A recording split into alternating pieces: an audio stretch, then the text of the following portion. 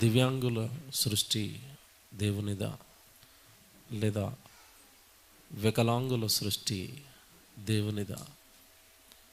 దేవుని పిల్లలారా, వికలాంగుల సృష్టి దేవునిదా? దేవుని పిల్లలారా, సమాజంలో మనం చూస్తున్నప్పుడు వికలాంగులు అనగానే అవయవ లోపంతో పుట్టినవారు అని అర్థం. దేవుడు మనిషికి అమర్చిన అవయవాలలో ఏదైనా అవయవం లేకుండా పుడితే వారినే వికలాంగులు, లేదంటే ఈ మధ్యకాలంలో గవర్నమెంట్ ఆ పదాన్ని కూడా నిషేధించింది. వికలాంగులు అని పిలవకూడదు, వారిని దివ్యాంగులు అని పిలవాలి అని దివ్యాంగులు అని పిలుస్తుంది. ఇకపోతే వారికి ప్రత్యేకమైన రాయితీలు కూడా గవర్నమెంట్ కల్పించినట్టుగా మనం చూస్తూ ఉంటాం. దేవుని పిల్లలారా, అసలు భూమి మీద ఉన్న మనుషులు ఎందుకు అవయవ లోపాలతో పుడుతున్నారు? కుంటివారిగా, గుడ్డివారిగా, మోగవారిగా, చెవిటివారిగా, అవయవాల లోపంతో ఎందుకు మనుషులు పుడుతున్నారు? దీనిని చాలామంది అర్థం చేసుకోలేక, ఈ విషయం పైన సరైన అవగాహన లేక చాలామంది అంటున్నారు, దేవుడనే ఆయన ఉంటే, దేవుడనే అతను నిజంగానే ఉంటే అవయవ లోపంతో మనుషులు ఎందుకు పుడతారు అని దేవుడికి ఒక ప్రశ్నను సంధించారు. నిజంగా మీరు దేవుడు ఉన్నాడు అంటున్నారు, దేవుడే తల్లి గర్భంలో దేహాన్ని కడుతున్నాడు, నిర్మిస్తున్నాడు, అవయవాలు ఆయనే ఇస్తున్నాడు అని మీరు అంటున్నారు కదా, అలాంటప్పుడు దేవుడు ఎందుకు మరి అవయవ లోపంతో పుట్టించాడు? ఎందుకు కొద్దిమందికి వికలాంగులుగా, దివ్యాంగులుగా దేవుడు ఎందుకు పుట్టిస్తున్నాడు? నిజంగా దేవుడానే ఆయనే తల్లి గర్భంలో దేహాలను కడుతున్నాడా? ఒక ప్రశ్న దేవుడికి సంధించారు వికలాంగులను దృష్టిలో పెట్టుకొని. దేవుని పిల్లలారా, బైబిల్లో ఉన్న మాటలన్నా మనం క్షుణ్ణంగా పరిశీలిస్తేనే తప్ప, ఆలోచిస్తేనే తప్ప అర్థం కాని సంగతులు చాలా ఉంటాయి. మానవ మెదడు చాలా చిన్నది, మనిషికున్న ఆలోచన పరిజ్ఞానం చాలా చిన్నది. దేవుడు అనంత జ్ఞాని, దేవుడు సర్వము ఎరిగినవాడు, సమస్తాన్ని కూడా జరిగిస్తున్నవాడు. మనకి ఏదైనా అర్థం కాకపోతే అర్థం కాలేదు అని దేవుడిని అడగాలి తప్ప దేవుడిని నిందించటం, దేవుడిని హేళన చేయటం, గేలి చేయటం మనిషికి చాలా ప్రమాదం. వికలాంగులను సాకుగా చూపి చాలామంది దేవుడిని ఎక్కిరిస్తున్నారు. దేవుడు ఉన్నాడు అంటున్నారు, దేవుడు కన్నాడు అంటున్నారు, దేవుడు చేశాడు అంటున్నారు. అలాంటప్పుడు మరి వీరు వికలాంగులుగా ఎందుకు పుట్టారు అని మాట్లాడుతున్నారు. దేవుని పిల్లలారా, బైబిల్లోకి వెళదాం, ఆలోచిద్దాం. దేవుడు ఏమి రాయించాడో, ఏం చెప్పాలనుకుంటున్నాడో ఒకసారి బైబిల్లో ఉన్న సంగతులు ఆలోచిద్దాం. ముందుగా బైబిల్లో యోబు గ్రంథం 10వ అధ్యాయం 8వ వచనం మనం చాలాసార్లు చదువుకున్నాం. తండ్రి గారు ఈ మాటను మనకి చాలాసార్లు చదివారు, వినిపించారు. యోబు గ్రంథం 10వ అధ్యాయం 8వ వచనం, నీ హస్తములు నాకు అవయవ నిర్మాణము చేసి నన్ను రూపించి ఉన్నను అని ఉంటుంది అక్కడ. నీ హస్తములు అనంద చూడండి బైబిల్లో. నీ హస్తములు అనగా దేవుని హస్తములు, దేవుని చేతులు. దేవుడు చేతులు నాకు అవయవ నిర్మాణం చేశాయి. ఇదిగో ఇప్పుడు నాకు కనబడుతున్నాయి కదా, 2 కళ్ళు, 2 కాళ్ళు, 2 చేతులు, వేళ్ళు, బయట కనబడుతున్న అవయవాలు, లోపల ఉంటున్న అంతర ఇంద్రియాలు, లోపల ఉన్న అవయవాలు, ఇవన్నీ కూడా దేవుడు చేశాడు అని భక్తుడు రాశాడు. మనం ఇది నమ్మాం, నమ్ముతున్నాం, నమ్మాలి కూడా. ఎందుకంటే దేవుడు అవయవాలను చేయకపోతే మనిషి అవయవాలను తయారు చేసుకునేటంత గొప్ప స్థితికి, స్థాయికి ఏమీ వెళ్ళలేదు. మీరు చూడండి, భూమి మీద మనిషి ఏదైనా అవయవాన్ని పోగొట్టుకుంటే సాటి మరొక వ్యక్తి అవయవాన్ని తీసుకోవటమే తప్ప సొంతంగా అవయవాలు తయారు చేసే స్థితికి ఏమైనా శాస్త్రం ఎదిగిందా? మీరు బాగా ఆలోచించండి. ఎక్కడైనా ఎవరైనా చేతులు తయారు చేస్తున్నారా?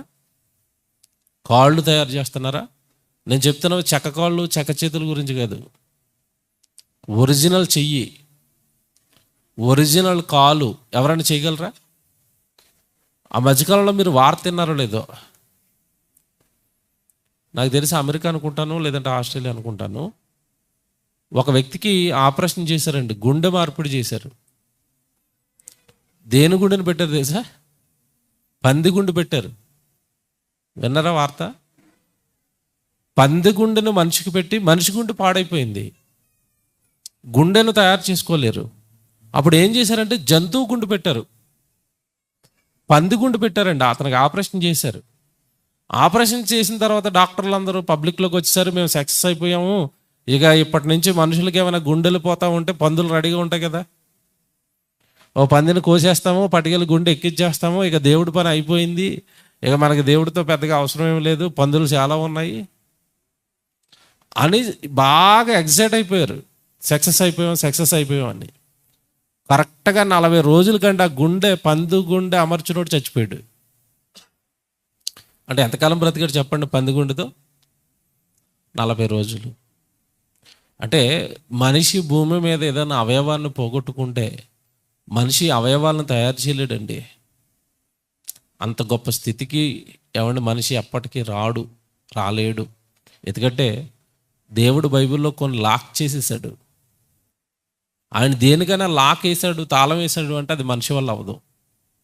దేనికి లాక్ వేసాడు తెలుసండి? మనిషిని ఆయుష్కాలాన్ని నువ్వు పెంచుకోలేవని ఆయుష్కాలానికి లాక్ వేసాడు. ఎవడన్నా పెంచుకోగలుగుతాడా? నీ వయపరిమాణం ఎంత అని నేను నియమించాను అంతే, దానిని నువ్వు మెంచజాలవు అన్నాడు యోబు గ్రంథంలో. ఆ వయసును ఎవరు వయసును పెంచుకోలేరండి. నీ ఆయుష్కాలం ముగిసిపోయిన తర్వాత నువ్వు చచ్చిపోయి వెళ్ళిపోవాల్సిందే. లాక్, తాళం, దేవుడు తాళం వేశాడు ఆయుష్కాలానికి. రెండోది, తల్లి గర్భంలో దేహాలను కడతన్నాడు, ఆ కట్టే పని నాది, నీకు రాదన్నాడు. చూలాలి గర్భమందు ఎముకలు ఏ రీతిగా ఎదుగునో అది నీకు తెలియదు అంటే అర్థం ఏంటంటే నీకు రాదురా, ఎంత తలకిందులుగా తపస్సు చేసినావు నువ్వు చేయలేవురా అని అర్థం. ఒకటి ఆయుష్కాలానికి లాకేస్తున్నాడు, 2 శరీర అవయవాలను నేను చేస్తాను తప్ప నీ వల్ల అవి కాదు అనేసాడు. ఇలా బైబిల్లో దేవుడు ఏదైతే నీ వల్ల కాదు అన్నాడో శాస్త్రం ఎంత డెవలప్ అయినా సరే దాన్ని జరిగించలేదండి. ఎందుకంటే ఇప్పుడు మీరు చదువుకున్న మాట, నీ హస్తములు నాకు అవయవ నిర్మాణం చేసాయి, దట్స్ ఇట్, అంతే. దేవుడు అవయవాలను కట్టాలి, మనిషి కట్టలేడు. ఇప్పుడు దేవుడు అవయవాలను కడుతున్నాడు అన్నప్పుడు ఎందుకు కట్టాడు? అవయవాలను తల్లి గర్భంలో ఉంటున్నప్పుడు మనిషికి దేవుడు ఎందుకు బిగిస్తున్నాడు? బైబిల్లో మాట ఉంది, ఇప్పుడు ఆ మాట మీరు తీయాలి. ఈ అవయవాలను దేవుడు బిగించటం వెనకాల దేవుడికి ఉన్న ఉద్దేశం ఏంటంటే, కొరింథీయులకు రాసిన మొదటి పత్రిక 12వ అధ్యాయం 18వ వచనం బైబిల్ చూడండి. కొరింథీయులకు రాసిన మొదటి పత్రిక 12వ అధ్యాయం 18వ వచనం. అయితే దేవుడు అవయవములలో ప్రతి దానిని, ఈ పదం చూడండి, అవయవాలలో ప్రతి దానిని ఆయన ఇష్ట ప్రకారము మన శరీరంలో ఉంచాడు. బాగా వినండి, మళ్ళీ చెప్తాను, ఇది చాలా బాగుంటుంది. ఇది ఈరోజు మనిషికి ఉన్న అవయవాలన్నీ కూడా నువ్వు ఇలా కావాలని నువ్వు కోరుకుంటే రాలేదు, అవి దేవుడు కోరుకుంటే వచ్చాయి. ఏమంటే ఇది పూలకుండే ఉంది కదా, ఇది చూడండి నా వైపు. ఈ పూలకుండి ఎవరు తయారు చేశారు చెప్పండి? మనిషి తయారు చేశాడు. వాడి ఇష్ట ప్రకారం వాడు తయారు చేసుకుంటాడు. ఇగో రెడ్ కలర్ వేసాడు ఆకులకి, లేదు ఎల్లో కలర్ వేసుకోవాలంటే వేసుకుంటాడా? వేసుకుంటాడు. మనిషి చేస్తున్నాడు, ఇది వాడి ఇష్టం, ఎలాగైనా చేసుకుంటాడు, వాడిష్టం. భూమి మీద ఇల్లు కట్టుకుంటున్నాడు మనిషి, తనకిష్ట ప్రకారం కట్టుకుంటాడు. ఎన్ని బెడ్రూమ్స్ ఉండాలి, ఏమంటే కిచెన్ ఎలా ఉండాలి, వాష్రూమ్స్ ఎన్ని ఉండాలి, ఒక ఫ్లోర్ రెండు ఫ్లోర్ల, అది మనిషి ఇష్టం, కట్టుకుంటున్నాడు మనిషి. Very good. ఇప్పుడు మీరు చదువుకున్న మాట ఏంటో తెలుసండి, మానవ దేహంలో అమర్చబడిన ప్రతి అవయవము కూడా దేవుడు తన ఇష్ట ప్రకారం మనకిచ్చాడట, మన ఇష్టం కాదు. ఒకవేళ అండి మీకు మాట్లాడుతాను, బాగా వినండి, ఆలోచించండి. అవయవాలు మన ఇష్టం అనుకోండి, మనుషులు ఏం చేసేవారు తెలుసా? అవయవాలు బిగించుకోవటం, అవయవాలు చేసుకోవటం మనిషికి అప్పగించాడు అనుకోండి దేవుడు. మనిషి ఏం చేస్తాడు? బాగా ఆలోచించండి, ఏం చేస్తాడు? 2 చేతులతో పని అవ్వట్లేదని ఇంకో 2 చేతులు బిగించుకుంటాడు. అంతేనా? ఇటొక చెయ్యి, వెనకాల నడ్డుకి ఒక చెయ్యి. 4 చేతులు ఉన్నాయనుకోండి, ఎక్కువ పని చేయొచ్చు కదా. చేయొచ్చా? చేయొచ్చు. ఇంకోటి చెప్పనా మీకు, మనిషికి ముందు కనపడుతుంది తప్ప వెనకాల కనపడుతుందా? కనపడదు. ఒకవేళ మనిషికే అవయవాలు చేసుకునే శక్తి కనుక దేవుడిస్తే, ఈ డిప్ వెనకాల 2 కళ్ళు పెట్టుకుంటాడు, వెనకాల కూడా చూడడానికి. ఇంటి ముందు ఇంటి వెనకాల సీసీ కెమెరా ఎలా పెట్టుకున్నాడు, వెనకాల కనపడడానికి కూడా ఏం పెట్టుకునేవాడు? 2 కళ్ళు పెట్టుకునేవాడు. అని ఆ ఛాన్స్ మనిషికి ఇవ్వలేదు దేవుడు. నా ఇష్టం, నీకు 2 చేతులే ఇస్తాను, 2 కాళ్ళే ఇస్తాను. ఆవు కాళ్ళు అని చెప్పండి, 4. మనిషికి ఎన్ని కాళ్ళు? 2. ఎవరు డిసైడ్ చేస్తున్నారు దీన్ని చెప్పాలి, బాగా నిర్ణయిస్తున్నది దేవుడు. Very good. నాకు 2 చేతులు ఉండాలి, నాకు 2 కళ్ళు ఉండాలి, నాకు 32 పళ్ళు ఉండాలి. అంతేనా? పళ్ళు ఎన్ని ఉంటాయి చెప్పండి? 32 అని ఎవరో డిసైడ్ చేశారు? ఇంకో 4 పెళ్ళు బిగించుకోండి మీరు, ఎక్కడైనా సెట్ అవుతాయేమో చూడండి, లోపల అవుతాయా? 4 ఎక్స్ట్రాకి ఇంకొక 4 బిగించుకోండి, 4 అవుతుందా? అవదండి. ఎందుకు అవ్వదు? ముక్కు ఒకటే ఉంది, 2 ముక్కులు చేసుకోండి, ఇంకో చోట ఎక్కడైనా ఇంకో ముక్కు ఎట్టుకోండి ఎక్స్ట్రాగా, అవుతుందా? ఏమి ఎందుకు అవ్వట్లేదు? ఎప్పుడైనా ఆలోచించారా మీరు? ఎందుకు అవ్వట్లేదు? ఎందుకు అవటం లేదు? ఎందుకు అవటం లేదంటే, మానవ దేహంలో ఇవ్వబడిన ప్రతి అవయవం నీ ఇష్టం కాదట. ఎవరిష్టమట? ఆయన చిత్త ప్రకారము ప్రతి అవయవాన్ని మన శరీరంలో ఆయన ఉంచాడు. ఇప్పుడు మాట్లాడుతాను. ఆయన ఇష్ట ప్రకారము మన దేహంలో అవయవాలను దేవుడు బిగించాడు అంటే, ఈ అవయవాల ద్వారా ఏం జరగాలని దేవుడు కోరుకుంటున్నాడు అంటే, ఆయన ఇష్టం నెరవేరాలి. ఎందుకంటే అవయవాలు బిగించింది ఎవరు? ఆయనే. ఆదాము చేసేటప్పుడు అండి, మన మూల పురుషుడు భూమి మీద ఉన్న మనుషులందరికీ కూడా ఒక రకంగా చెప్పాలంటే విత్తనం అనొచ్చు. అది ఆదాము గారు ఎవరు? మనుషులందరికీ విత్తనం. అక్కడి నుంచే కదా మొత్తం తర్వాత కాయలన్నీ వచ్చాయి. ఆదాముని చేసేటప్పుడు మట్టి బొమ్మగా మట్టిని తీసుకుని ఆదాముని చేసేటప్పుడు 2 చేతులు ఇలా చేశాడు, 2 కాళ్ళు, వేళ్ళు, ముక్కు, నోరు, ఇవన్నీ కూడానండి దేవుడు ఆయన ఇష్ట ప్రకారము ఆదాము యొక్క అవయవాలను చేస్తే, అవే అవయవాలు భూమి మీద ఉన్న మనుషులందరికీ కూడా వచ్చాయి. ఇలా అవయవాలు ఇలాగ ఉండాలి, మనిషి రూపం ఇలాగ ఉండాలి, ఇలా నా కొడుకు కానీ నా కూతురు కానీ ఉండాలని నిర్ణయించింది దేవుడండి. ఇక్కడ వరకు బాగుంది. అవయవాలను దేవుడు ఏమంటే ఇచ్చినప్పుడు, అవయవాలను దేవుడు చేసినప్పుడు, ఈ అవయవాల లోపంతో మనుషులు ఎందుకు పుడుతున్నారు? మరి దేవుడే చేస్తున్నప్పుడు లోపంతో దేవుడు ఏమైనా చేస్తున్నాడా? ఆలోచిద్దాం. ఒకవేళ ఈ అవయవ లోపంతో మనుషులను దేవుడు పుట్టించటం వెనకాల కూడా దేవుడికి ఏమైనా ఆలోచన ఉందా? దేవుడికి ఏదైనా సంకల్పం ఉందా? ఒకసారి మనం లోతుగా ఆలోచించాలి ఈ విషయాన్ని. ఎందుకంటే తల్లి గర్భంలో అవయవాలన్నీ దేవుడే కడుతున్నాడని ఇంత స్పష్టంగా మనకు బైబిల్లో రాయబడిన తర్వాత, అవయవం లోపంతో ఉంది అంటే ఖచ్చితంగా దాని వెనకాల దేవుడే ఉన్నాడు. మీరు చూడండి, సహజంగానండి మనుషులు బిడ్డ పుట్టాడు అనుకోండి, హాస్పిటల్లో మొట్టమొదటి బిడ్డను చూసేటప్పుడు అండి, తల్లి చూస్తుంది, తండ్రి చూస్తాడు, తాతయ్య మామలు అందరూ చూస్తారండి. మొదట పుట్టిన బిడ్డను చూడగానే అందరూ ఏం మాట్లాడుకుంటారు చెప్పండి? ఏం మాట్లాడుకుంటారు? పిల్లల్ని కన్న వాళ్ళు ఉన్నారు చాలామంది. మీరు ఏం మాట్లాడారు అప్పుడులో చెప్పండి? భర్త అంటాడు, అమ్మ నీ రూపమేనమ్మా, నీకులాగే ఉన్నాడమ్మా అంటాడు. భార్య అంటది, లేదండి మీకులాగే ఉన్నాడండి. అంటే వాడు అందంగా మంచి రూపంతో 2 కాళ్ళు, 2 చేతులు, 2 కళ్ళు, ఏమంటే చక్కగా అందంగా బిడ్డ పుడితే నీలా ఉన్నాడు, నాలా ఉన్నాడని ఒకరికొకరు మురిసిపోతూ ఉంటారు. అదే బిడ్డ ఒక చేయి లేకుండా పుట్టాడు, అప్పుడు ఎవరు జ్ఞాపకం వస్తారు చెప్పండి? అన్ని అవయవాలతో అందంగా పుడితేనట నీలా ఉన్నాడు, నాలా ఉన్నాడు అంటారు. దేవుడికి స్తోత్రాలు ఏం చెప్పరు వీళ్ళు. ఒక చెయ్యి తెగిపోయి పుట్టాడు, చెయ్యి లేకుండా పుట్టాడు, వెంటనే ఎవరు జ్ఞాపకం వచ్చారు? అందరికీ మంచి బిడ్డల్ని ఇచ్చి దేవుడు మాకు మాత్రం ఏం చేశాడు? ఈ మాట అంటారా అనరా? దేవుడు మాకు ఏం చేశాడు? అన్యాయం చేశాడండి. అంటే అవయవం తెగిపోగానే ఎవరు గుర్తొచ్చారు? అన్నీ ఉంటే అక్క గుర్తొచ్చింది, మేనమామ గుర్తొచ్చాడు. తెగిపోతే దేవుడు గుర్తొస్తున్నాడు. ఇప్పుడు చెప్పనండి, అవయవ లోపం ఎందుకు జరుగుతుంది? ఇప్పుడు మీకు చెప్పగానే చెప్పాను ఎందుకు ఎందుకు ఎందుకు జరుగుతుంది. ఎవరి జ్ఞాపకం రావాలి? దేవుడు జ్ఞాపకం రావాలి అంటే మన కళ్ళ ముందు అవయవ లోపంతో ఉన్న మనుషులు ఉండాలి. అలా ఉంటే అతడు చూస్తున్నప్పుడు, అతని ఏమంటే కష్టాలు చూస్తున్నప్పుడు మనకి ఎవరి జ్ఞాపకం రావాలి? వెంటనే నువ్వు ఎవరిని మహిమపరచాలి? దేవుడిని. చూపిస్తాను ఇప్పుడు బైబిల్లో.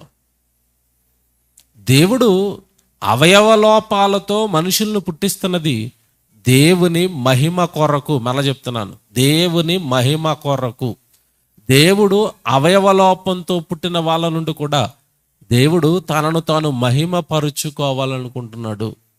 ఇది మర్చిపోకూడదు. బైబిల్లో రోమీయులకు రాసిన పత్రిక మనుషుల గురించి దేవుడు ఏమంటున్నాడు చూడండి. రోమపత్రిక 8వ అధ్యాయం 9వ అధ్యాయం 20వ వచనం. రోమపత్రిక 9వ అధ్యాయం ఏమంటే 20వ వచనం మీరు చూడండి. అవును కానీ ఓ మనుష్యుడా, దేవునికి ఎదురు చెప్పుటకు నీవెవడవు? చూసారా, దేవునికి ఎదురు చెప్పుటకు నీవెవడవు? నన్నెందుకు ఇలా పుట్టించితివని పుట్టించిన వానితో చెప్పునా? చూసారండి అలా ఎలా మాట్లాడుతున్నారు చూసారా? రూపించిన వానితో నన్ను ఎందుకు ఇలా చేశావు అని చెప్పొచ్చా? అడగొచ్చా? ఏమంటే ఏ వ్యక్తి అయినా కూడా భూమి మీద మీరు చూడండి, ఒకప్పుడు కుండలు తయారు చేసేవారు, కొమ్మరి. తెలుసు కదండి మీకు. మట్టితో కొమ్మరి కుండలను చేసేటప్పుడు అతని అవసరతను బట్టి ఆ కుండలు చేసుకుంటాడు. పెద్ద కుండలు చేస్తాడు, మీడియం కుండలు చేస్తాడు, చిన్న కుండలు చేస్తాడు, మరీ చిన్న కుండలు చేస్తాడు, కూర వండుకోవడానికి దాఖలు చేస్తాడు కొమ్మరి. ఇప్పుడు అది చేస్తున్నప్పుడు మట్టికి కొమ్మరి రూపం ఇస్తున్నప్పుడు అతనికి ఇష్టమైన రూపం ఇస్తాడు, అంతేనా? అతనికి ఇష్టమైన రూపం ఇస్తాడు. కానీ చిన్న కుండ నన్ను ఎందుకు చిన్నగా చేసావు, అదెందుకు పెద్దగా చేసావు అంటే కుండలు దెబ్బలాడుకుంటాయా? బాగా ఆలోచించండి. చిన్న కుండ పెద్ద కుండ దెబ్బలాడుకుంటాయా? పోనీ ఈ చిన్న కుండ కొమ్మరి దగ్గరికి వెళ్ళి నన్ను ఎందుకు ఇలా చేసామన్నాడు అనుకోండి, ఒక్కసారి పైకెత్తి వదిలేస్తాడు. అప్పుడు ఏమైపోద్ది? మొత్తం ముక్కలైపోయి మట్టిలోకి వెళ్ళిపోద్ది మళ్ళీ, అంతేనా? రూపింపబడినది నన్నెందుకు ఇలా చేసావని నువ్వు అడగకూడదట. పాట తీసి పెట్టండి. పాట వేయడానికి అవుతుందా? పాట తీసి పెట్టండి. నిజంగానండి, జాన్స్ విక్టర్ గారు దీని మీద ఒక మంచి పాట రాశారు. చూద్దరు కానీ విత్ విజువల్స్ ఎంత బాగా చూపించారు ఆయన. అంటే మనం ఇప్పుడు ఏదైతే లేఖనాలలో నుండి సారం, లేఖనాలలో నుండి వికలాంగుల గురించి మనం ఏదైతే నేర్చుకుంటున్నామో దానినైనా పాట చేశారు ఆయన. అవయవ లోపాలతోనండి మనుషులను పుట్టిస్తున్నది దేవుడే. అలాగండి చెప్తారంటారా?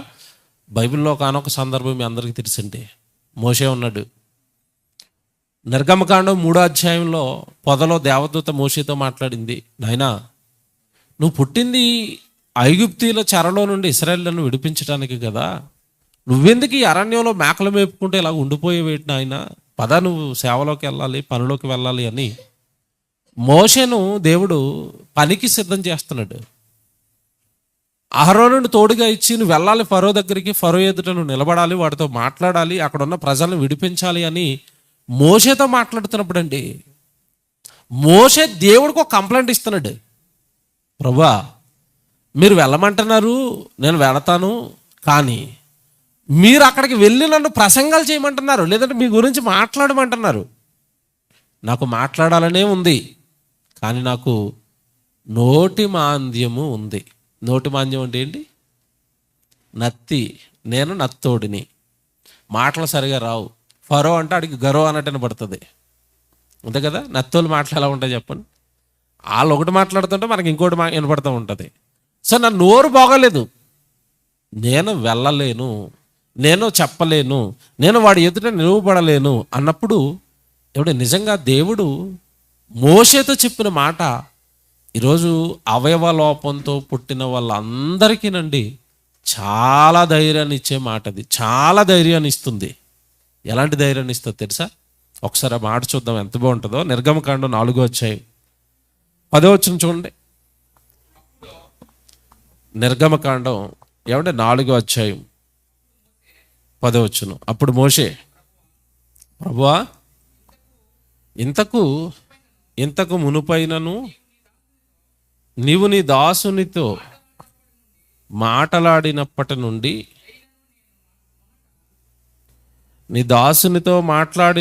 నుండి అయినను నేను మాట నేర్పరని కాను. చూసారా ఎలాగంటున్నాడు? నువ్వు నాతో మాట్లాడుతున్నావు కదా, నేను మాట్లాడుతున్నప్పుడు మరి నా మాట మీరు గమనించారు కదా. ఇంతకు మునుపైనను నీవు నీ దాసునితో మాట్లాడినప్పటి నుండి అయినను నేను మాట నేర్పరని కాను. నేను నోటి మాంద్యము నాలుక మాంద్యము గలవాడనని యెహోవాతో చెప్పగా. ఎవరెవరితో చెప్తున్నారు? మోషే దేవుడితో చెప్తున్నాడు. నాకు నత్తుంది ప్రభువా, నోటి మాంద్యం ఉంది ప్రభువా, నాలుక మాంద్యం ఉంది ప్రభువా అన్నాడు. మీకు మాట్లాడుతాను, తల్లి గర్భంలో మోషే గారికి అవయవాలు బిగించింది ఎవరు? దేవుడు. అవయవాలు బిగించిన ఆయనకి అవయవ లోపం ఉందని తెలుసా తెలీదా? తెలుసు. ఇప్పుడు చూడండి దేవుడు ఏమంటున్నాడో మోషేతో తర్వాత ఎంత బాగుంటుంది 11వ వచనంలో. యెహోవా, మానవునికి నోరిచ్చిన వాడు ఎవడు? మోగవానినే గాని, చెవిటివానినే గాని, దృష్టి గలవానినే గాని, గుడ్డివానినే గాని పుట్టించిన వాడెవడు? యెహోవానైనా నేనే గదా. చూసారా? అంటే ఇప్పుడు అవయవ లోపంతో పుట్టిస్తున్నది ఎవరని చెప్తున్నారు? నేనే పుట్టిస్తున్నాను. చెవిటివాడినైనను, మోగవాడినైనను, గుడ్డివాడినైనను ఎవరు పుట్టిస్తున్నారు? దృష్టి మాంద్యము గలవాడినైనను ఎవరు పుట్టిస్తున్నారంటే యెహోవానైనా నేనే గదా. అంటే అవయవ లోపంతో మనుషులు పుట్టడానికి కారకుడు ఎవరు చెప్పండి? ఇప్పుడు దేవుడే. దీనివల్ల ఏం జరుగుతుంది? అవయవ లోపంతో పుడుతున్నప్పుడు ఏం జరుగుతుందో తెలుసండి. మీకు మాట్లాడుతాను, ఇందాక మాట్లాడిన మాట మళ్ళా జ్ఞాపకం చేస్తున్నాను. అవయవాలు ప్రతి దానిని కూడా మనకి బిగించినప్పుడు దేవుడు ఎవరిష్ట ప్రకారం బిగించాడట? ఆయన ఇష్ట ప్రకారం మనకు అవయవాలు బిగిస్తే ఆ అవయవాలు ఎవరిష్టాన్ని నెరవేర్చాలి? దేవుడి ఇష్టాన్ని. చేతులు దేవుడు పని చేయాలి, కాళ్ళు సువార్తకు నడవాలి, కళ్ళు బైబిలు చదవాలి, పెదవులు దేవుని మాటలు మాట్లాడాలి. ఈరోజు ప్రసంగం విన్నారా తండ్రి గారిది? ఆయన ప్రసంగం అంతా అదే కదా. నోటితో ఏం మాట్లాడాలి? దేవుని మాటలు మాట్లాడాలి. నోరు దేవుని కొరకు మాట్లాడాలి. ఆలోచన దేవుడి గురించి ఆలోచించాలి. అంటే నీ అవయవాలలో బిగించిన ప్రతి అవయవము కూడా దేవుడికి ఉపయోగపడాలి, దేవుడికి అనుకూలంగా మారిపోవాలి, దేవుడి ఇష్టాన్ని నెరవేర్చాలి. కానీ ఈరోజు మనుషులు మీరు చూడండి, అవయవాలన్నీ కూడా దేవుడికి వాడతాడా, తనకే వాడేసుకుంటున్నాడా? మనుషులు అవయవాలు మావి కాదు, దేవుడివి, మేము దేవుడి కోసం వాడాలి అని అసలు ఎంతమంది ఆలోచిస్తారు చెప్పండి? ఎంతమంది ఆలోచిస్తారు? ఇప్పుడు మాట్లాడుతాను, మీరు జాగ్రత్తగా వినండి.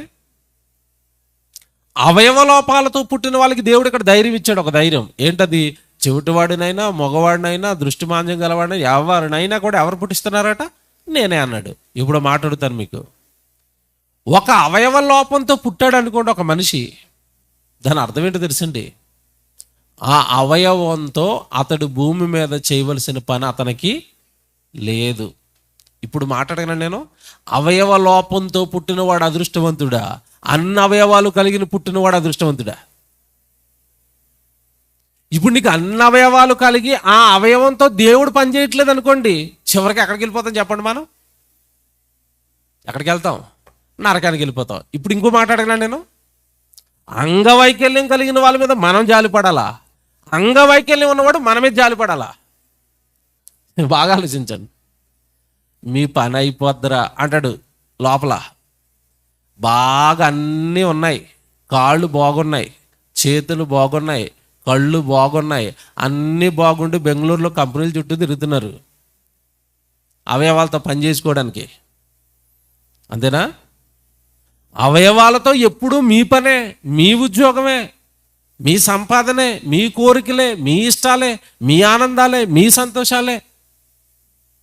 అవయవాలు ఇచ్చింది దేవుడు కదా, అవయవాలతో దేవుడు ఇష్టం నెరవేరాలి కదా. యేసుక్రీస్తుల వారి గురించి రాయబడిన మాట మీ అందరికీ తెలుసు. హెబ్రీ పత్రిక 10వ అధ్యాయం 5వ వచనంలో మనం చాలాసార్లు చదువుకుంటాం ఆ మాట. నిజంగా ఎంత బాగుంటుంది చూడండి ఆ మాట. హెబ్రీయులకు రాసిన పత్రిక 10వ అధ్యాయం 5వ వచనం చూడండి. కాబట్టి ఆయన ఈ లోకమందు ప్రవేశించినప్పుడు ఇలాగూ చెప్పుచున్నాడు, బలియు అర్పణయు నీవు కోరలేదు గాని నాకొక శరీరమును అమర్చితివి, పూర్ణ హోమములను పాప పరిహారార్థ బలులను నీకిష్టమైనవి కావు. అప్పుడు నేను గ్రంథపు చుట్టలో నన్ను గూర్చి రాయబడిన ప్రకారము, దేవా నీ చిత్తము నెరవేర్చుటకు ఇదిగో నేను వచ్చేసాను. అంటే తల్లి గర్భంలో నువ్వు అమర్చిన దేహంతో ఇదిగో దేవా నీ ఇష్టం నెరవేర్చడానికి వచ్చాను. అంటే దేహంతో ఎవరిష్టం నెరవేరాలి? దేవుడిది. ఇప్పుడు యేసుప్రభు జీవితాన్ని చూద్దామండి. యేసుప్రభు జీవితాన్ని చూద్దాం. యేసుప్రభు జీవితంలో యేసుప్రభుకి ఇచ్చిన ప్రతి అవయవం ఎవరికి ఉపయోగపడింది? దేవుడికే కదండి. ఆయన ఆరోగ్యంగా ఉన్నంత కాలం ఏమండి, ఆ కాళ్ళు సువార్తకు వెళ్ళిపోయాయి, ఆ చేతులు దేవుడి కోసం పనిచేశాయి, కళ్ళు, నోరు, దేహంలో ఉన్న ప్రతి అవయవం కూడా దేవుడికే ఉపయోగపడింది. చివరికి మీరు చూడండి, నిలువెల్ల శరీరం అంతా దెబ్బలు, ముళ్ళ కిరీటం నెత్తికి, చేతులకు మేకులు, కాళ్ళకు మేకులు. అంటే యేసుప్రభు జీవితం చూస్తే ప్రతి అవయవం కూడా దేవునికే ఉపయోగపడింది. మన దేహాలు, మన అవయవాలతో దేవుడి ఇష్టం ఎంతవరకు నెరవేరుతుంది ఆలోచించండి. ఇప్పుడు అవయవలోపంతో పుట్టారంట వాళ్ళకి, ఆ అవయవంతో చేయవలసిన దేవుడి పని వాళ్ళకి లేదు. వాళ్ళే అదృష్టవంతులు, వాళ్ళే భాగ్యవంతులు ఒక రకంగా చెప్పాలంటే. ఎందుకంటే బైబిల్లో మీరు చాలాసార్లు చదువుకుంటారు ఒక మాట, నీ కన్ను నిన్ను అభ్యంతరపరిచిన ఎడల ఏం చేయమన్నాడు? అంటే నేను ఏమైపోమని చెప్పండి. ప్రాక్టికల్గా ఉన్నదన్నట్టు తీసుకుంటే ఏమైపోమంటున్నాడు?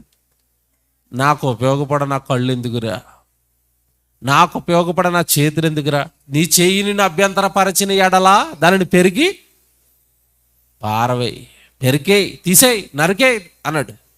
అలాగని చేతులు కాళ్ళు నరుకోమని కాదు, అంతే కదండి. మతోన్మాదులకు బైబిల్ అర్థం కాక ఈ మధ్యకాలంలో మరీ వెరుబాగులు అయిపోతున్నారు వాళ్ళు. వెరుబాగులు అయిపోయి ఈ మధ్యకాలంలో ఒక వెరుబాగులోడు అంటున్నాడు, యేసుప్రభు మంచోడు కాదు, కాళ్ళు చేతులు పీకేసుకోమంటున్నాడు అన్నాడు. నీ చెయ్యిని అభ్యంతరపరచిన ఎడల పెరికివేయమంటే చేతితో జరుగుతున్న పాపాన్ని పెరికివేయి. నీ కన్ను తప్పుడు చూస్తుంది కదా, పాపాన్ని చూస్తుంది కదా, పాపపు ఆలోచనలు పెరికివేయి. అదే అర్థం అక్కడ. బైబిల్ సామాన్యంగా అర్థం కాదు కదండి ఆలోచిస్తే తప్ప. దేవుని పిల్లలారా, కనుక వికలాంగుల సృష్టి దేవునిదే. ఆయన తన పిల్లల్ని ఎలాగైనా పుట్టించుకుంటాడు. అవయవాలు ఇచ్చాడు అంటే అవయవాలతో అంత పని ఉంది, అవయవాలు ఇవ్వలేదంటే అవయవాలతో చేయవలసిన దేవుడి పని అతనికి లేదు. అవయవాలు అన్నీ బాగున్న వాళ్ళే ఒక రకంగా చెప్పాలంటే ప్రమాదంలో ఉన్నారు. ఆ అవయవాలతో దేవుడు ఇష్టం నెరవేరకపోతే, అవయవాలతో దేవుడు పని జరగకపోతే ఖచ్చితంగా నరకానికి వెళ్ళిపోతారు. ఎందుకంటే భూమి మీద మనుషులు అనుభవిస్తున్న దేహాలు ఏవైతే ఉన్నాయో చాలా ఇష్టంగా దేవుడు సుమారు 9 నెలలు కట్టుకున్నాడు తల్లి గర్భంలో. ఈ అవయవాలన్నీ కూడా దేవుడండి 9 నెలలు కట్టుకున్నాడు తల్లి గర్భంలో. బైబిల్లో ఇంకో మాట ఉంటుంది, మీరు ఆశ్చర్యపోతారు. 139 కీర్తన చదువుతున్నప్పుడు అక్కడ 16వ వచనంలో నా దినములన్నీ నీ గ్రంథములో లిఖితములాయనని ఉంటుంది. అక్కడ ఒకటి పుట్టినోటు ఉంటుంది చిన్నది. ఆ 16వ వచనానికి పైన దేవా ఇగో నా అంతరింద్రియాలు నీవే కలగజేసేది అంటాడు. అలా చదువుకుంటే కిందకి వెళ్ళేసరికి నా దినాలన్నీ కూడా ఆయుష్కాలం అంతా కూడా నువ్వు నీ గ్రంథంలో రాసుకుని ఇచ్చావు అని చెప్పి అక్కడ పుట్టినోట్లో ఇంతకీ రాసుకున్నవి ఏమని చెప్పాడు తెలుసండి? ఆశ్చర్యపోతాం. అది పుట్టినోట్లో ఒకటనేసి కింద ఉంటుంది చూడండి చిన్న అక్షరాల్లో, ఒకటైనను కాకమునుపే నా అవయవములలో దినదినము నిరూపింపబడుచుండగా అవన్నీ నీ గ్రంథములో. అంటే ఇప్పుడు అవయవాలు కూడా రాసుకున్నాడు దేవుడు. ఇదిగో ఈ నెల ఈ అవయవం బిగించాను, ఈ నెలకి ఈ అవయవాన్ని డెవలప్ చేశాను, ఈ నెలకి ఈ అవయవాన్ని ఈ కుమారుడికి తల్లి గర్భంలో చేశానని అవయవాలు కూడా తన గ్రంథంలో రాసుకున్నాడు దేవుడు. అవయవాలు తన గ్రంథంలో రాసుకున్నప్పుడు అవయవ లోపంతో పుట్టిన వాళ్ళ గురించి 2 కాళ్ళు ఇవ్వాలి, 2 చేతులు ఇవ్వాలి, ఒకటే ఇచ్చాడు. ఇప్పుడు ఆయన బుక్లో ఎన్ని రాసుకుంటాడు? ఒకటే రాసుకున్నాడు. ఒకటే తన పుస్తకంలో రాసుకున్నాడు. అంటే భూమి మీదకి వచ్చిన తర్వాత ఒక్క పనే ఉంది, 2 పనులు లేవు అతనికి. సరే మీకు ఎలాగుందో? అవయవాలు కూడా తన పుస్తకంలో రాసుకుని ఇస్తున్నాడు దేవుడు, మర్చిపోకూడదు. అవయవాలు కూడా రాసుకున్నాడు. అవయవాలు దేవుడు రాసుకున్నాడని తెలియక ఈ భూమి మీద మనుషులకి ఇచ్చిన అవయవాలని ఏళ్ళు ఇష్టం వచ్చిన డిజైన్ చేసుకోవడానికి ట్రై చేస్తూ ఉంటారు. మైకేల్ జాక్సన్ మీకు తెలుసు కదండి, నీగ్రో, వాడు కర్రగా ఉంటాడు. వాడు స్టార్టింగ్లో ఫోటోలు, యవ్వనంలో ఉన్న ఫోటోలు చూస్తే ఎలాగుంటాయి? నల్లగా మసిబొగ్గులాగా ఉంటాడండి. ఆ తర్వాత కాస్త క్రేజ్ వచ్చేసరికి, కాస్త పాపులర్ సింగర్ అయ్యేసరికి ఆ తర్వాత వాడు ఫేస్ చూడండి ఎలా మారిపోయింది. అంత తెలుపు ఎలాగొచ్చాడండి? దేవుడు నలుపేస్తే మనం ఏముంచుకోవాలి? నలుపుంచుకోవాలి. తెలిపేసాడు అనుకోండి, తెలిపించుకోండి. మార్చుకోవడానికి ట్రై చేశారనుకోండి, ఆడుకొచ్చినట్టుగా క్యాన్సర్ వచ్చి చచ్చిపోతాం. మైకేల్ జాక్సన్ ఎలా చచ్చిపోయాడు తెలుసండి? వాడి ఒళ్ళంతా కూడా విషపూరితమైపోయిందండి. ఆ రంగు కోసం మెడిసిన్ వాడేయటం. ఆ ముక్కు వాడికి సొట్ట ముక్కు లోపలికి ఉంటుంది, ఇలా కిందకి పడిపోయినట్టు ఉంటుంది ఆడి ముక్కు. ఆ ముక్కు అందంగా లేదని ముక్కుకి ఆపరేషన్ చేసుకుని ఇలా పైకెట్టుకున్నాడు. కొద్ది రోజులకి పెట్టుకున్న ముక్కు ఊడిపోయింది. మైకేల్ జాక్సన్ చివరి దినాలు చూడండి చాలా దారుణంగా ఉంటాయి వాడివి. వాడి దేహం అంతా కూడా కుళ్ళిపోయిందండి, వాడి దేహం అంతా కూడా పాడైపోయింది. కారణం, దేవుడు ఒకలాగా రూపం ఇస్తే ఆ రూపాన్ని మార్చుకోవడానికి ప్రయత్నించి దేహాన్ని పాడు చేసుకొని చచ్చిపోయాడు. మీకు తెలుగులో సినిమాల్లో నటించిందండి ఒక ఆవిడ, ఆర్తి అగర్వాల్ అని తెలుసు కదా, సినిమాల్లో నటించింది, హీరోయిన్ అండి. మీకు తెలియకపోవచ్చు, తెలుగులో నటించింది ఆవిడ. కాస్త బొద్దుగా లావుగా అయిపోయింది. ఆ లావుగా అయిపోయిందని ఆపరేషన్ చేయించుకోవడానికి వెళ్ళిందట, సన్నగా అవడానికి. అది వికటించింది, శరీరం అంతా పాడైపోయింది, చివరికి చచ్చిపోయింది. మీకు తెలియదు కదా ఆవిడ. ఇవన్నీ ఎందుకు జ్ఞాపకం చేస్తానని తెలుసండి? దేవుడు ఒక రూపాన్ని నీకు తల్లి గర్భంలో గీశాడు. రూపం ఇచ్చింది దేవుడు. ఆ రూపం అలా ఉండాలని ఆయన ఇష్టపడ్డాడు. దాన్ని మార్చుకోవడానికి ప్రయత్నిస్తే ఎవరైనా కూడా పాడైపోతారు. ఆయన కట్టిన దాన్ని ఎవ్వరు మార్చలేరండి. బైబిల్లో మాట అంటాడు దేవుడు, చిరుతపులి తన చర్మమును మార్చుకొనగలదా అంటాడు. పులికి ఒక రంగు వేసాడు దేవుడు. పులి రంగు ఎలా ఉంటుంది చెప్పండి? దాని రంగు ఎలా ఉంటుంది? పులి ఎలా ఉంటుంది? దాని గీతలు ఎలా ఉంటాయి? అందంగా దానికి అలాంటి రూపం ఇచ్చాడు. సింహం ఇంకోలా ఉంటుంది, పులి ఇంకోలా ఉంటుంది, కుక్క ఒకలా ఉంటుంది, ఆవు ఒకలా ఉంటుంది. ఒక్కొక్క దాన్ని ఒక్కొక్కలా చేస్తున్నాడు. అలాగే మనుషులకు కూడా ఒక్కొక్కరిని ఒక్కొక్క రూపంతో దేవుడు పుట్టించాడు. ఏ రూపం వాళ్ళదే. ఇప్పుడు బైబిల్లోకి వెళ్ళి మనం, దేవ నీ ఇష్టం నెరవేర్చడానికి ఈ అవయవాలు మాకు ఇచ్చావు అన్నప్పుడు, ఈ అవయవ లోపంతో పుట్టారు కదా వాళ్ళ గురించి మీరు ఏమంటున్నారు అంటే, దేవుడు ఒక మాట చెప్పాడండి.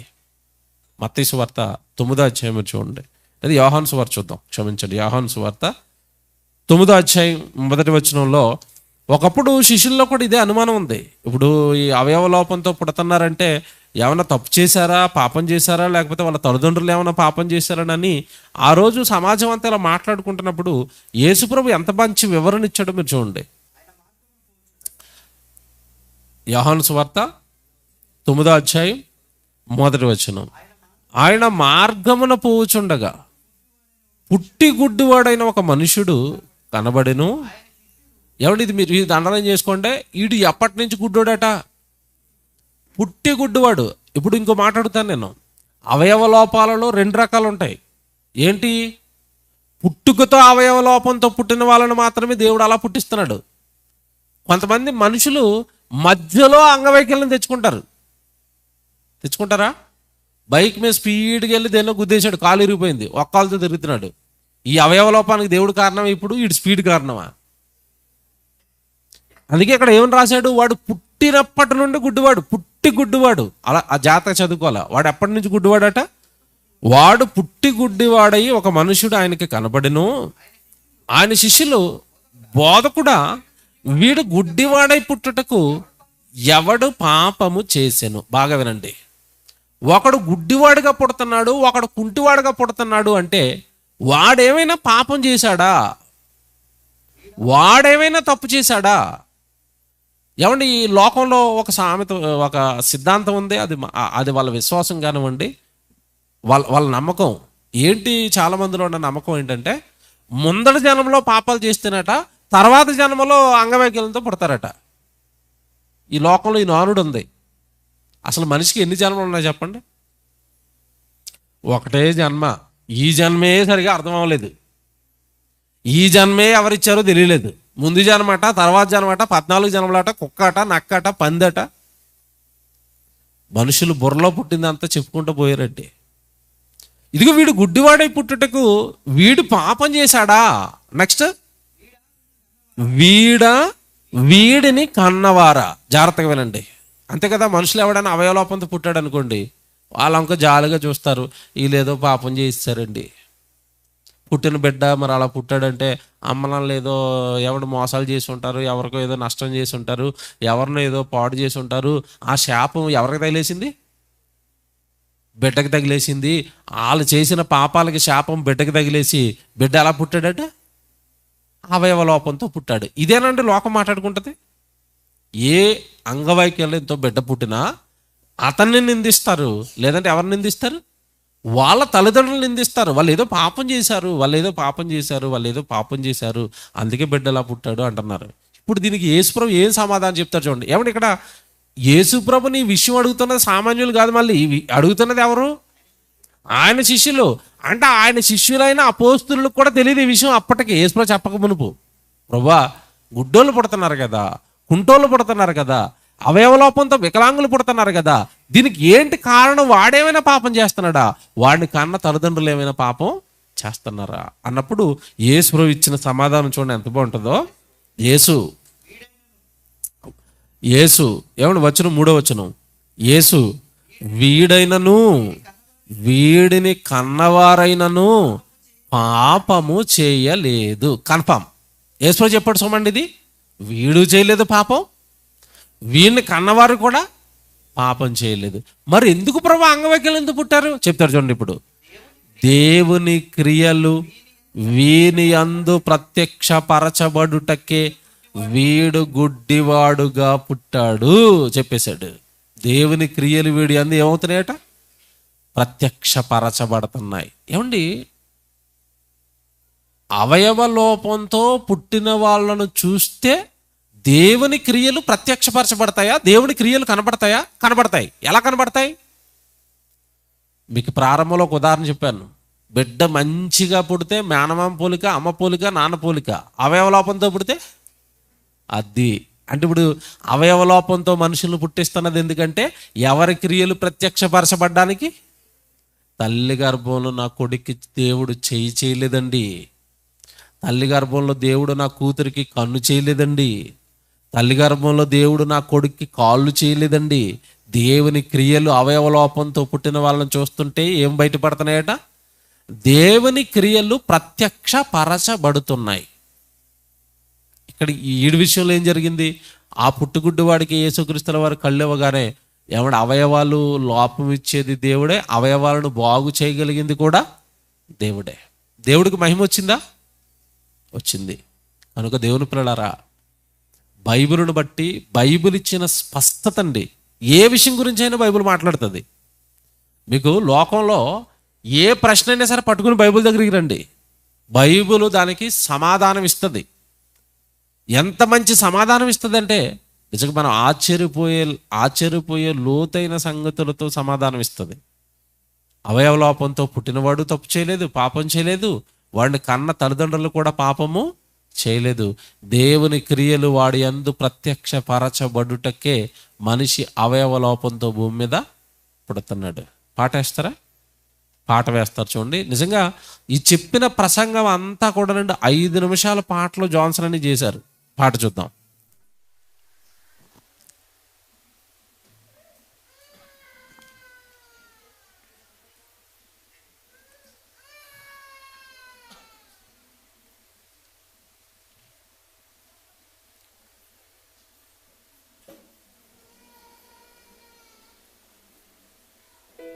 నాన్న, పుట్టినప్పటి నుండి నేను కుంటివాడినే కదా. భూమి మీద మనుషులందరినీ దేవుడే పుట్టిస్తాడు అంటారు.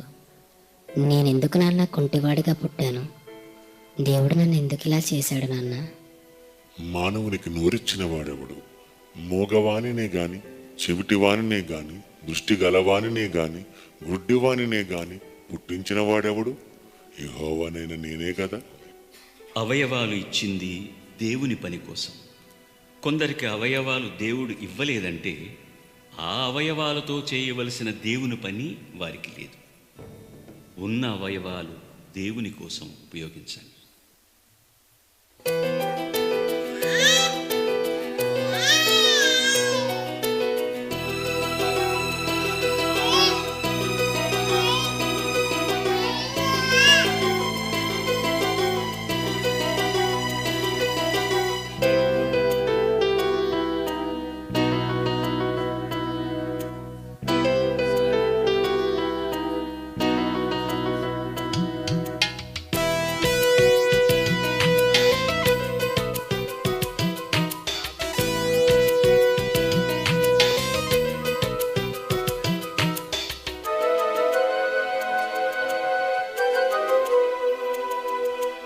అంగవైకల్యమున్నదని బాధపడకు నీవు, అవయవాలలో లోపమున్నదని దిగులు పడకు నీవు.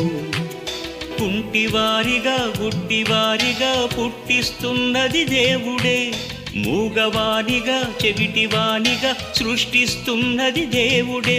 పని చేయుటకే నీకవయవాలు ఇచ్చాడు. అంగవైకల్యం ఉందంటే ఆ పని నీకు లేదు. అన్యాయస్తుడు దేవుడే కాదు. అవయవం లేదంటే ఆ పని నీకు లేదు. అంగవైకల్యమున్నదని బాధపడకు నీవు, అవయవాలలో లోపమున్నదని దిగులు పడకు నీవు.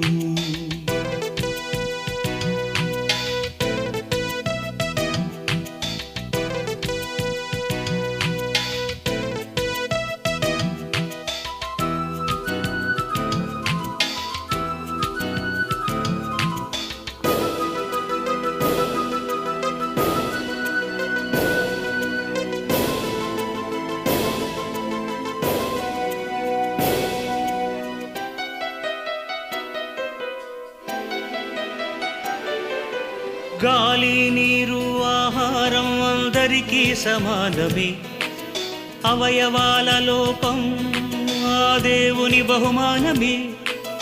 గాలి నీరు ఆహారం అందరికీ సమానమే. అవయవాల లోపం ఆ దేవుని బహుమానమే. అందుకున్నావు నీవు, అదృష్టం అది నీకు. పొందుతున్నావు నీవు విశ్రాంతిని ప్రతిరోజు. శరీరానికి అవయవం బిగించాడు. అంగవైకల్యం ఉందంటే ఆ పని నీకు లేదు. అన్యాయస్తుడు దేవుడే కాదు. అవయవం లేదంటే ఆ పని నీకు లేదు. అంగవైకల్యమున్నదని బాధపడకు నీవు, అవయవాలలో లోపమున్నదని దిగులు పడకు నీవు.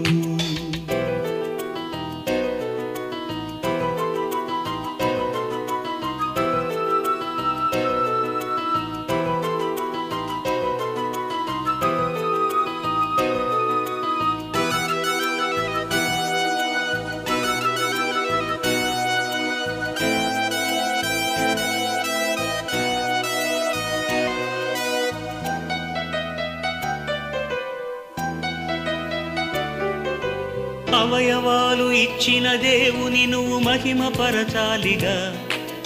అవయవాలతో అన్నిటినీ నువ్వు అనుభవించావుగా. అవయవాలు ఇచ్చిన దేవుని నువ్వు మహిమపరచాలిగా. అవయవాలతో అన్నిటినీ నువ్వు అనుభవించావుగా. ఇవ్వలేదని నిందించకు, ఇచ్చిన వాటిని దాచుకోకు. దేవుడు ఇచ్చిన అవయవాలు పోగొట్టుకోకు. నన్నెందుకిలా చేశావని మట్టి కుమ్మరి వానిని అడుగునా. రూపింపబడినది తన పాత్రిదని పోషించునా. కుమ్మరివాడు అతని, నిన్ను నిర్మించినది అతని. అన్యాయస్తుడు దేవుడే కాదు. అవయవం లేదంటే దేవుని పనే అవయవాలకు లేదు. అంగవైకల్యమున్నదని బాధపడకు నీవు. అవయవాలలో లోపమున్నదని దిగులు పడకు నీవు.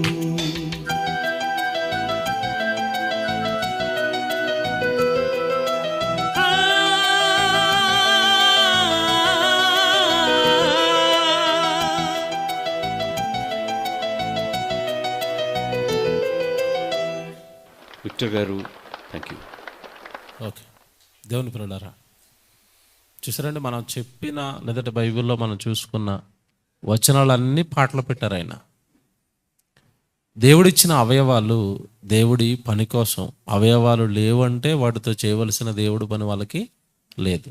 నేను ఇందా చెప్పాను కదా, అవయవాలు ఉండి కూడా దేవుడి పని చేయకపోతే, దేవుడు అన్ని అవయవాలు కలిగి దేవుడి పనికి రాని వారి గురించి, దేవుడి పని చేయని వారి గురించి బైబిల్లో మాట రాశాడు. ఆ మాట చూద్దాం, చూసి ముగించుకుందాం. హెబ్రీయులకు రాసిన పత్రిక 12వ అధ్యాయం 12వ వచనం 13వ వచనం బైబిల్లో జాగ్రత్తగా చూడండి. హెబ్రీయులకు రాసిన పత్రిక 12వ అధ్యాయం 12వ వచనం 13వ వచనం ఏమండి, చూద్దాం బైబిల్. కాబట్టి వడలిన చేతులను సడలిన మోకాళ్లను బలపరుచుడి. చేతులు ఏమైపోయినాయట? వడిలిపోయినాయా? ఎవరి చేతులు వడిలిపోయినాయి చెప్పండి. వడలిపోవటం అంటే అర్థం ఏంటి తెలుసా? వడలిపోవటం అంటే అర్థం ఏంటి? మీరు ఇంటి దగ్గరికి కూరగాయలు తెచ్చుకుంటారు కదా, మార్కెట్కి వెళ్ళి వారం రోజులు బెండకాయలు పక్కనే పడేశారనుకోండి, ఏమైపోతాయి? వడలిపోవటం అంటే అర్థం ఏంటి? బలం లేనివిగా, తినడానికి పనికిరానివిగా మారిపోవటమే వడలిపోవటం అంటే. ఇప్పుడు దేవుడు ఏవి వడలిపోని అంటున్నాడు? వడలిన చేతులను సడలిన మోకాళ్లను బలపరుచుకోండి. అవయవాలు ఉండి కూడా ఆ అవయవాలు దేవునికి ఉపయోగపడనప్పుడు అవి వడలిపోయాయి ఆత్మీయంగా. మళ్ళా చెప్తున్నాను, మా చేతులు ఎక్కడ వెళ్ళిపోయండి, మా మోకాలు ఎక్కడ సడలిపోయండి అనుకుంటారేమో. ఆత్మీయంగా పాడైపోయాయి. అవి దేవుని పనికి ఉపయోగపడటం లేదు.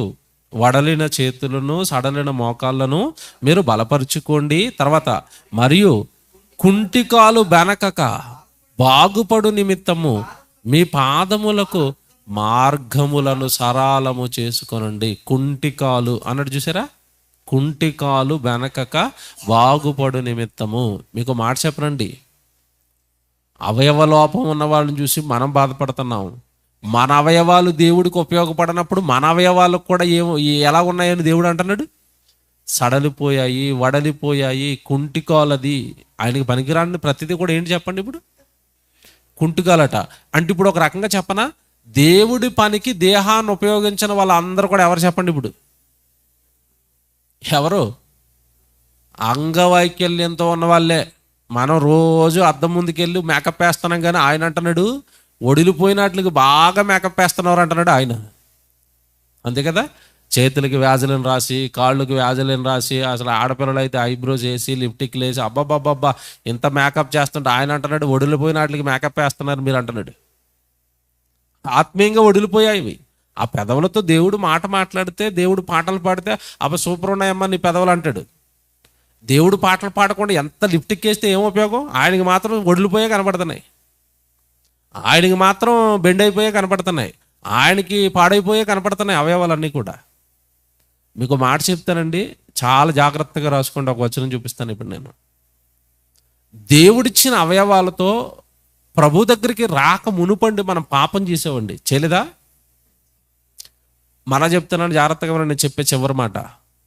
ప్రభువులోనికి రాక మునుపు మీరు మీకివ్వబడిన అవయవాలతో మీరు పాపాలు చేశారు. చేయలేదా?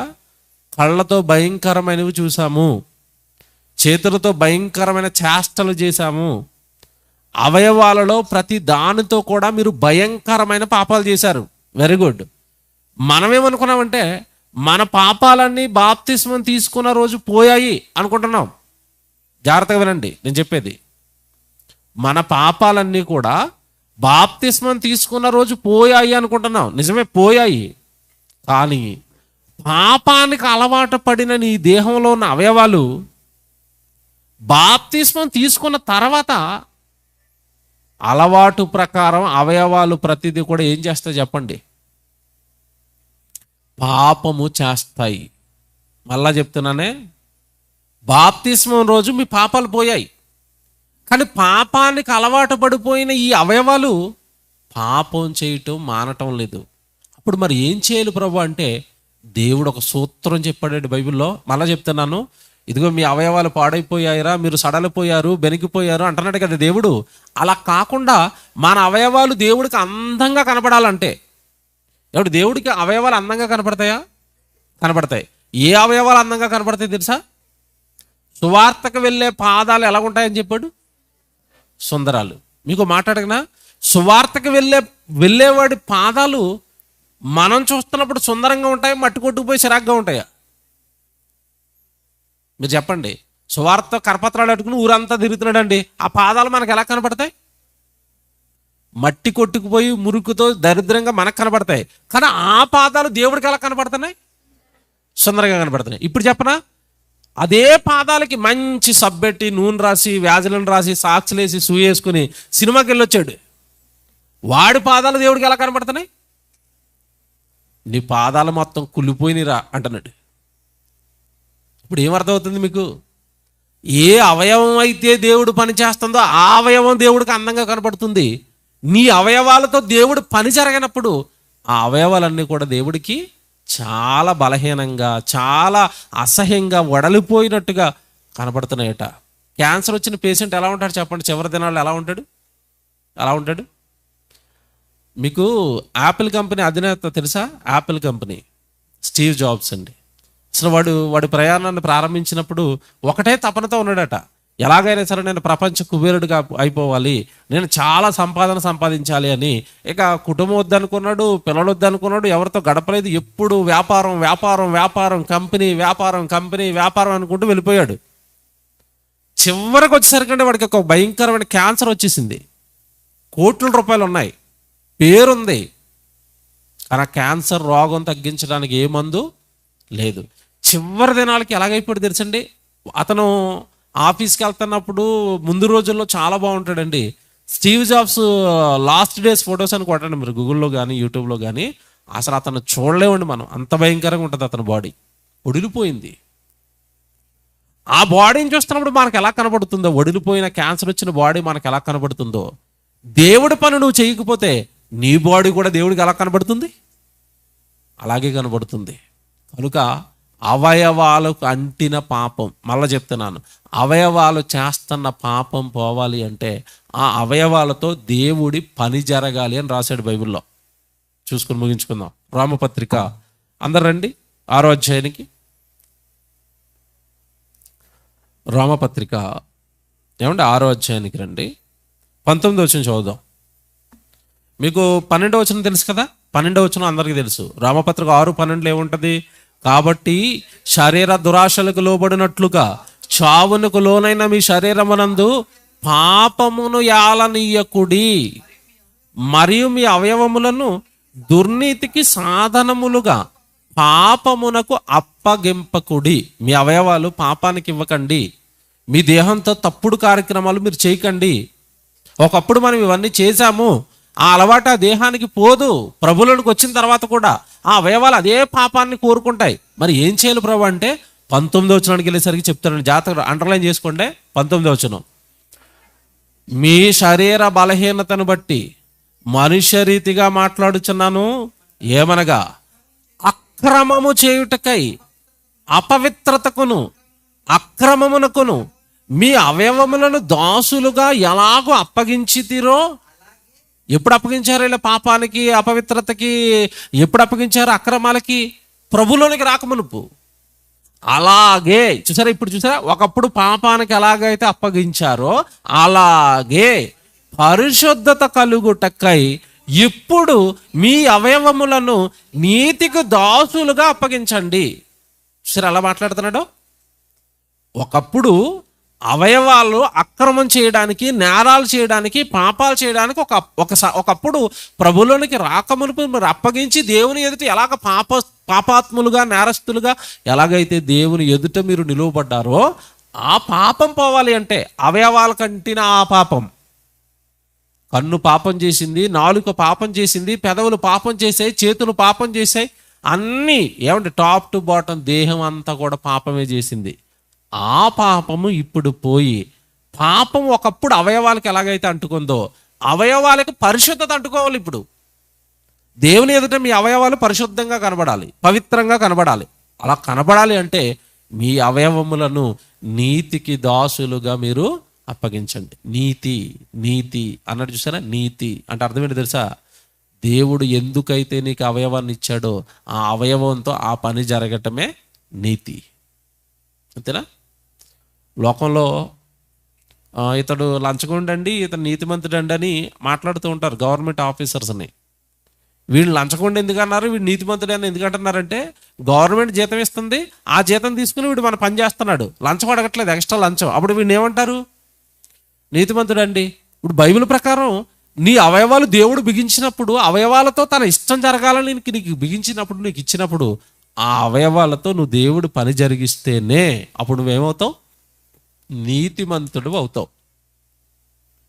మీకు మాట చెప్పనండి, బైబిల్ రాకండి క్రైస్తవ్యం చాలా సంగతులు అర్థం చేసుకోలేకపోయింది. అసలు భూమి మీద పరిశుద్ధుడు, పరిశుద్ధత, దీనికి అర్థం చెప్పండి. పరిశుద్ధుడు అంటే ఎవరు?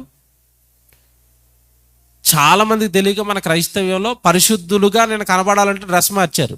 బాప్తిసం తీసుకున్న తర్వాత ఏ డ్రెస్ వేశారు? వైట్ డ్రెస్ వేశారు. చూసారా? తెల్ల ప్యాంటు, నెక్స్ట్ తెల్ల షర్టు, ఇంకా విచిత్రం స్పెట్స్ వాడితే వైట్ స్పెట్స్ అట, పెన్న కూడా తెల్ల పెన్నే, వేసవకాలం గుడికి వచ్చేటప్పుడు వైట్ క్యాప్, అంటే టాప్ టు బాటం వైట్ కనపడితే నేను ఇప్పుడు ఎవరిని? వైట్ బట్టలు వేస్తే పరిశుద్ధుడివా? ఆ బట్టలు తొడిగిన ఆ శరీరంతో దేవుడు పని చేస్తే పరిశుద్ధుడివా? సరే, అలా మిస్ చేసిందో లాజిక్ దెయ్యం. బట్టలు వేస్తే కాదయ్యా, తెల్ల బట్టలు వేస్తే కాదు నువ్వు పరిశుద్ధుడివి, ఆ దేహంతో దేవుడు పని జరిగిస్తే నువ్వు పరిశుద్ధుడివి. రామపత్రికలో మనం చాలాసార్లు చదువుకుంటాం 12:1 సజీవ యాగముగా మీ శరీరములను ఆయనకు సమర్పించుకున్నాడు అన్నాడా. ఆ మొదట ఏముందో చూడండి అక్కడ 12వ అధ్యాయం 1వ వచనంలో, 12వ అధ్యాయం 1వ వచనంలో, కాబట్టి సహోదరులారా ఇదిగో పరిశుద్ధమును, ఆ పదం చూడండి, పరిశుద్ధమును. నువ్వు పరిశుద్ధుడు అవ్వాలా? నువ్వు పవిత్రుడిగా దేవుడికి కనపడాలా? పరిశుద్ధమును, దేవునికి అనుకూలమునైన సజీవ యాగముగా మీ శరీరములను ఆయనకు సమర్పించిన వాడు పరిశుద్ధుడు.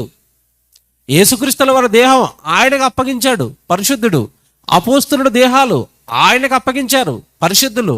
స్టెఫను దేహం ఆయనకు ఉపయోగపడింది, స్టెఫను పరిశుద్ధుడు.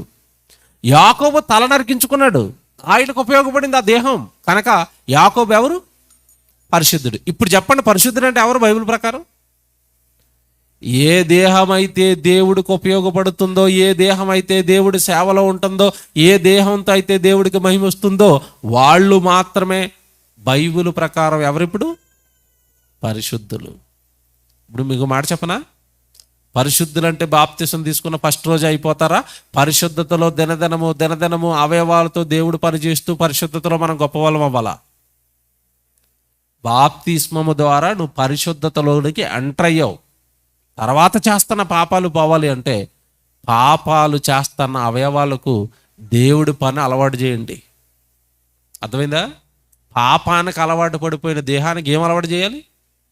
దేవుని పని అలవాటు చేయండి. అప్పుడు మన పాపం, మన దేహానికి అంటిన పాపం పోయి మనం ఎవరం అవుతాం అంటే పరిశుద్ధులం అవుతాం. ఓకేనా? అంగవైకల్యం దేవుని శాపమేమీ కాదు, కేవలం దేవుడు మహిమపరచబడడానికే దేవుడు అంగవైకల్యంతో మనుషులను పుట్టిస్తున్నాడు.